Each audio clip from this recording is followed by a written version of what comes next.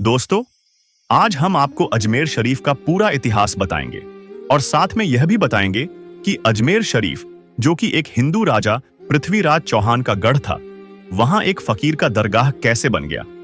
दोस्तों, अजमेर में उस वक्त एक मंदिर हुआ करता था जो अजमेर का सबसे बड़ा मंदिर हुआ करता था, और वह मंदिर सिर्फ राजाओं और रानियों की पूजा के लिए खास हुआ करता था। मंदिर के साथ ही एक तालाब था जिसका नाम अनासागर था। हिंदू उस तालाब के पानी को बहुत ही बरकत वाला पवित्र समझते थे।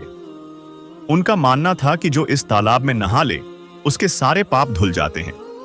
उस मंदिर में रात को इतने ज्यादा दिए जलाए जाते थे कि सिर्फ एक ही रात 3.5 मन तेल उन दियों में इस्तेमाल होता था। आसपास के गांव देहात मंदिर के नाम थे और इन देहातों की आमदनी मंदिर पर खर्च हुआ करती थी। मंदिर में हजारों नौकर थे जिनका काम आने वाले लोगों की सेवा और देखरेख करना था, और वह बताया करते थे कि कौन सा भगवान बेटे देता है और कौन सा देवता सेहत और तंदुरुस्ती देता है और किस मूर्ति की पूजा करने से दौलत बढ़ती है।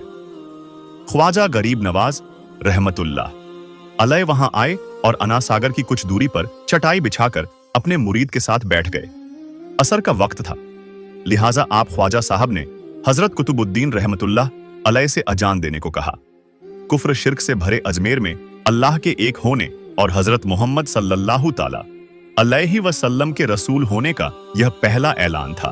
ख्वाजा साहब ने फरमाया, और भी तो दुनिया आती है, सिर्फ हमारे ही पानी लेने से आखिर क्या फर्क पड़ जाएगा।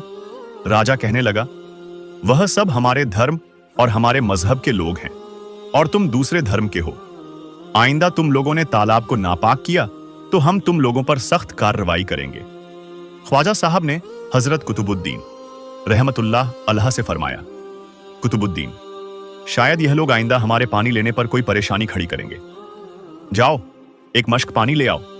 हजरत ख्वाजा कुतुबुद्दीन बख्तियार काकी ने फरमाया, चलिए हम अपना प्याला भर लेते हैं। उन लोगों ने उनको प्याला भरने से मना कर दिया, लेकिन फिर बाद में जाकर वह लोग इस शर्त पर मान गए कि तुम्हारे जिस्म पानी से ना छुए तो हम यह प्याला तुमको भरने देंगे। मेरे दोस्तों, हजरत ख्वाजा कुतुबुद्दीन रहमतुल्लाह अलैह तालाब के किनारे पर जा बैठे और अपने प्याले को पानी में डुबो दिया। जब वह प्याला भर गया तो हजरत ख्वाजा कुतुबुद्दीन रहमतुल्लाह अलैह ने वह प्याला ऊपर खींच लिया।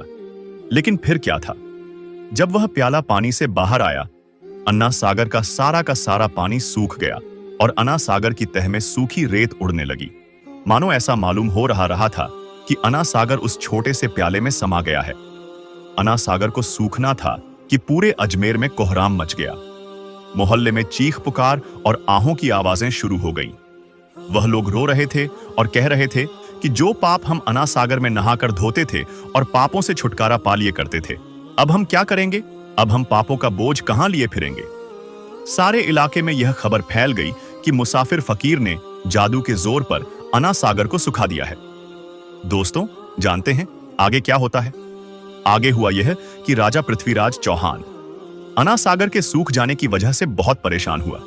उसने वजीर को बुलाया, सबसे यही कहा कि फकीर या तो कोई जादूगर है या फिर वाकई कोई पहुंचा हुआ फकीर है। साथ ही उनकी परेशानी बढ़ गई कि अजमेर की रौनक तो थी ही थी। अन्ना सागर के दम से इसकी वजह से लोग दूर दूर से अजमेर आते थे और अपना ईमान ताजा करके लौट जाया करते थे। अनाथ सागर के सूख जाने से हिंदू धर्म को सख्त धक्का लगेगा और यह बड़ी शर्मनाक बात थी। आखिरकार यह कहा गया कि फकीर से बात की जाए कि आखिर वह फकीर चाहता क्या है। अगर वह कोई ऐसी बात चाहता है जो हमें पसंद आए तो फिर हम उसकी बात मान लेते हैं और उससे माफी मांग लेते हैं। चुनांचे सब मर्द, औरत और बच्चे जाकर फकीर की मन्नत करने लगे कि लोगों को इस परेशानी से छुटकारा दिलाकर मेहरबानी कीजिए, हम सबसे जो गलती हुई है उसे माफ कर दो। हम अपने पापों का बोझ लेकर कहां जाएंगे और कैसे सुकून पाएंगे, क्योंकि हम लोग उसी तालाब में अपने पापों का बोझ धो लिया करते थे। यह तरीका ज्यादा आसान था। लिहाजा तमाम लोग बाबा साहब रहमतुल्लाह अलैह के पास आए और बोले, बाबा तुम भी वजू कर लिया करना, लेकिन भगवान के वास्ते हमारा अन्ना सागर हमें लौटा दो। हजरत ख्वाजा गरीब नवाज रहमतुल्लाह अलैह ने हजरत कुतुबुद्दीन बख्तियार काकी से फरमाया कि जाओ उसी प्याले को वापस तालाब में डालाओ। जैसे ही वह प्याला तालाब में डाला गया, अन्ना सागर के नीचे सारा पानी उछल उछलकर अना सागर में आ गया। इस पानी ने कई दिलों को धो डाला। हिंदू कौम के इतिहास की किताबों में भी हिंदू इतिहास के लिखने वाले इस बात को मानते हैं कि उस शाम 42,000 गैर मुस्लिम कलमा पढ़कर मुसलमान हो गए। उन गैर मुस्लिमों के मुसलमान हो जाने से हिंदू पंडितों और आम हिंदुओं पर भी गुस्से का तूफान खड़ा हो गया और वह सोच में पड़ गए कि फकीर अगर कुछ दिन और रहा तो देवी देवताओं का नाम लेने वाला कोई नहीं रहेगा। लिहाजा लोगों ने राजा को मजबूर किया कि जल्द से जल्द कुछ किया जाए। राजा ने मंदिर के बड़े पंडित रामदेव को बुलाया और उसे बाबा साहब से मुकाबला रखकर जल्द से जल्द उन्हें हराने और अजमेर से बाहर निकाल देने का हुक्म दे दिया। रामदेव अपने वक्त का माना हुआ पंडित था, जिसके इल्म की काबिलियत की दूर दूर तक धूम मची हुई थी। दरअसल पंडित शैतानी और जादुई ताकतों का मालिक था। उसने राजा पृथ्वी को यह यकीन दिलाया कि जल्द ही राजा कोई अच्छी खबर सुनेगा।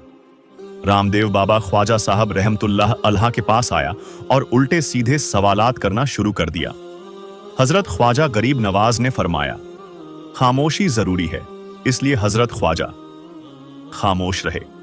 जब रामदेव ने हद से बढ़कर शोर मचाना शुरू कर दिया तो हजरत ख्वाजा गरीब नवाज ने उसकी तरफ आंख उठाई और मुस्कुराकर फरमाया, रामदेव, तू शोर मचा रहा है और मैं तेरे माथे पर ईमान का नूर चमकता हुआ देख रहा हूं। बस इतना कहना था, न जाने क्या करिश्मा हुआ। देखते ही देखते बाबा रामदेव कदमों पर गिरा और रोते हुए बोला, बाबा साहब, जिस धर्म के आप हो उस धर्म में मुझे भी शामिल कर लो। सब लोग जो मुकाबला देखने आए थे सब हैरान हुए और बाबा रामदेव बाबा को हराने आया था, खुद ही मुसलमान हो गया। इतिहास की किताबें भरी पड़ी हैं कि हजरत ख्वाजा गरीब नवाज वह इकलौते बुजुर्ग हैं जिन्होंने 90 लाख गैर मुस्लिमों को मुसलमान किया। सदियां बीत गई, लेकिन आज भी ख्वाजा गरीब नवाज का डंका वैसे ही बज रहा है।